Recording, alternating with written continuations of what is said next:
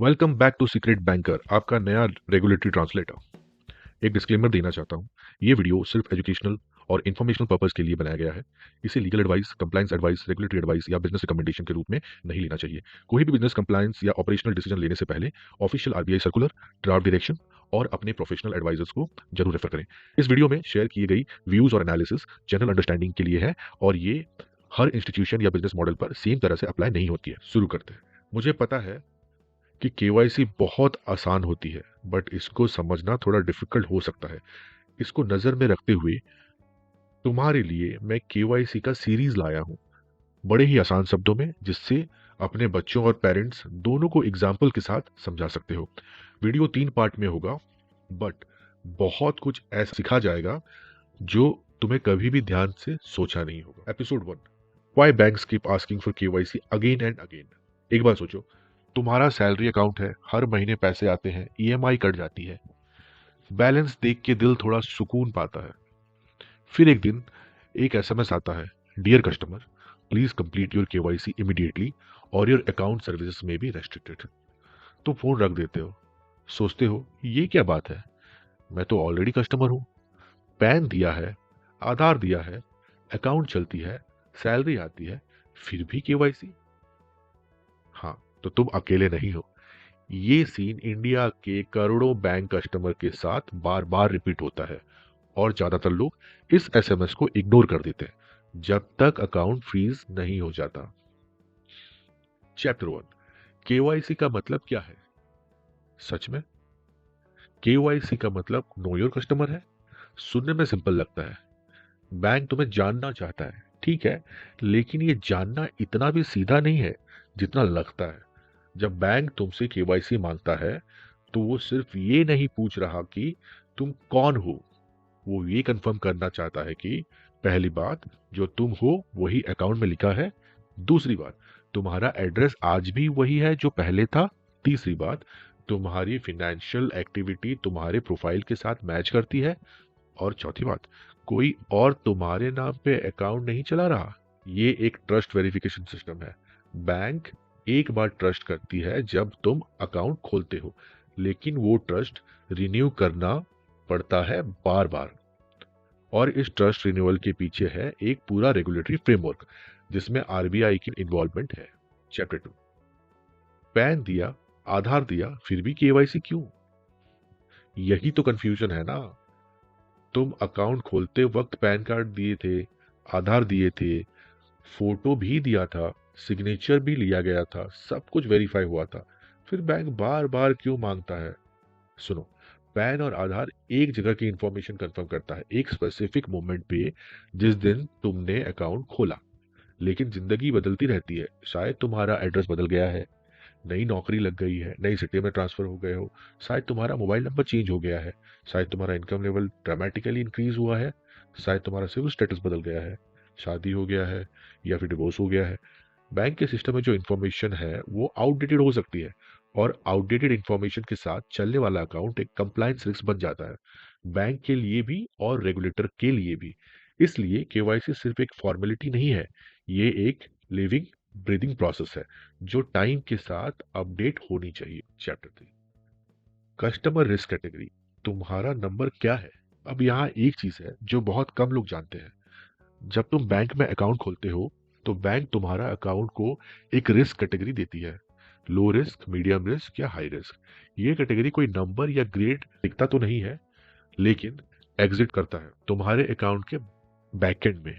अगर तुम्हारा account low risk category में है, मतलब तुम्हारा इनकम स्टेबल है, ट्रांजैक्शन प्रेडिक्टेबल है, एड्रेस कंफर्म्ड है, तो तुम्हारा केवाईसी अपडेट साइकिल ज्यादा लंबा होगा, शायद 10 साल। मीडियम रिस्क कस्टमर के लिए ये साइकिल शॉर्टर होता है, कहीं कहीं 8 से 10 साल, तो कहीं कहीं 6 से 8 साल।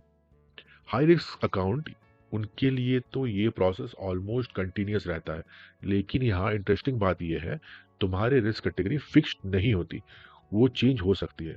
और जब चेंज होती है तभी तुम्हें एक अनएक्सपेक्टेड केवाईसी एसएमएस मिलता है। Let me explain how. Chapter 4, real life scenario, जिसमें राजीव की कहानी में तुम्हें सुनाता हूँ। राजीव एक आईटी प्रोफेशनल है, पुणे में रहता है। उसका सैलरी अकाउंट एसबीआई में 7 साल से सेम अकाउंट है, कोई प्रॉब्लम नहीं है। सैलरी आती है, खर्चे होते हैं, ईएमआई जाती है। फिर एक दिन राजीव को प्रमोशन मिलता है, बड़े पैकेज, काफी ज्यादा इंक्रीमेंट मिलता है, उसकी मंथली सैलरी रफली डबल हो जाती है। अगले महीने केवाईसी एसएमएस आता है। राजीव सोचता है कुछ गलत हुआ क्या? गलत कुछ नहीं हुआ, लेकिन बैंक के सिस्टम एक significant financial pattern change detect करता है। राजीव का ट्रांजैक्शन प्रोफाइल सडनली अलग दिखता है। सिस्टम को ये कंफर्म करना है कि ये सेम राजीव है, सेम एड्रेस है, सेम आइडेंटिटी है। ये ह्यूमन सस्पिशन नहीं है, ये ऑटोमेटेड रिस्क रीइवैल्यूएशन है। और राजीव जैसे केसेस इंडिया में लाखों में हैं। चैप्टर 5, सैलरी अकाउंट में भी केवाईसी। हाँ, बहुत लोग सोचते हैं सैलरी अकाउंट तो ऑटोमेटिकली वेरीफाइड रहता है, एम्प्लॉयर के थ्रू आता है पैसा, बैंक खुद प्रोसेस करती है, तो केवाईसी की क्या जरूरत है? ये गलत सोच है। एम्प्लॉयर और बैंक के बीच जो रिलेशनशिप है वो एक बल्क पेमेंट अरेंजमेंट है। उसमें इंडिविजुअल एम्प्लॉय की आइडेंटिटी कंटिन्यूअसली वेरीफाई नहीं होती। अगर तुम कंपनी छोड़ देते हो या लीव पे जाते हो या तुम्हारा सैलरी रिस्ट्रक्चर होता है और बैंक को इंफॉर्मेशन नहीं दिया जाता है, तो बैंक का फिनेंशियल बिहेवियर तुम्हारे अकाउंट पे सडनली प्रेडिक्टेबल से अनप्रेडिक्टेबल हो जाता है और तब केवाईसी ट्रिगर हो सकता है।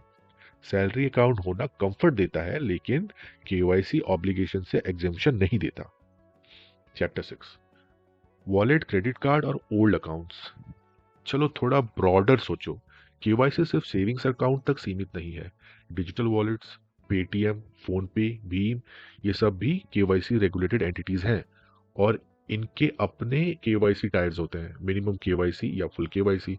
मिनिमम केवाईसी वॉलेट में तुम सिर्फ लिमिटेड अमाउंट रख सकते हो। फुल केवाईसी कंप्लीट करो, लिमिट बढ़ जाती है।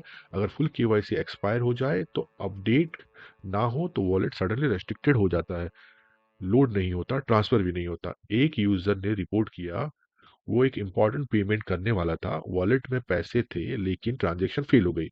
रीजन? केवाईसी एक्सपायर्ड, उसने नोटिस नहीं किया था। क्रेडिट कार्ड का सीन और इंटरेस्टिंग है। जब तुम क्रेडिट कार्ड अप्लाई करते हो, एक फ्रेश केवाईसी राउंड होती है, चाहे तुम्हारे सेविंग्स अकाउंट सेम बैंक में क्यों ना हो। बैंक के डिफरेंट वर्टिकल्स अलग अलग केवाईसी प्रोसेस मेंटेन करते हैं, इसीलिए तुम्हें लगता है फिर से केवाईसी। और ओल्ड डॉर्मेंट अकाउंट्स, वो तो अलग ही कहानी है।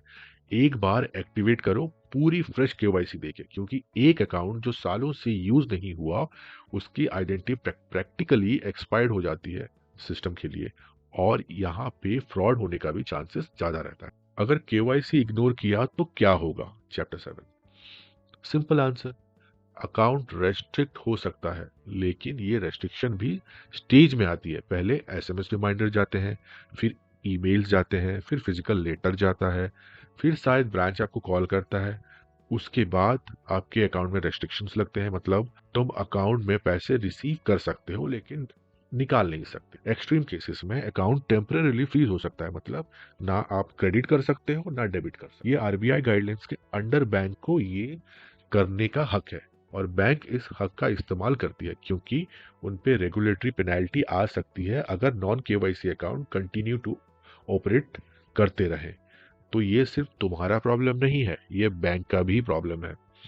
Chapter 8, the invisible thread. एक सेकंड के लिए रुको, क्या तुम्हें लगता है ये सब बहुत कॉम्प्लिकेटेड है? एक्चुअली नहीं। एक बार समझो, सब लॉजिकल लगता है। बैंक एक ट्रस्ट बेस्ड इंस्टीट्यूशन है और उस ट्रस्ट को मेंटेन करने के लिए एक सिस्टम चाहिए जो टाइम के साथ आइडेंटिटी और बिहेवियर वेरीफाई करते रहे। केवाईसी वही सिस्टम है, लेकिन असली ट्विस्ट अभी आया नहीं है। जब ये सब समझ आता है तो एक और बड़ा सवाल खड़ा होता है। अगर केवाईसी इतना इंपॉर्टेंट है तो क्या बैंक ये प्रोसेस सही से इंप्लीमेंट कर रही है? क्या कस्टमर को अननेसेसरी फ्रिक्शन नहीं मिलती? क्या सिस्टम में कोई ह्यूमन एलिमेंट है या सब कुछ ऑटोमेशन पे चल रहा है? और इसी सवाल का जवाब देने के लिए आरबीआई ने कुछ टाइम पहले डिसीजन लिया।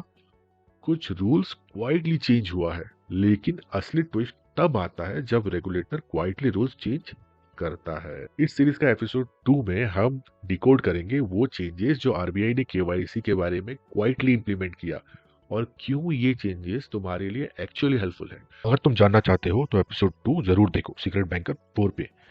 अगर आपको ऐसे बैंकिंग, फिनटेक, आरबीआई और compliance explained in simple language video पसंद है तो चैनल को सब्सक्राइब करें और जरूर शेयर करें। मिलते हैं नेक्स्ट वीडियो पे।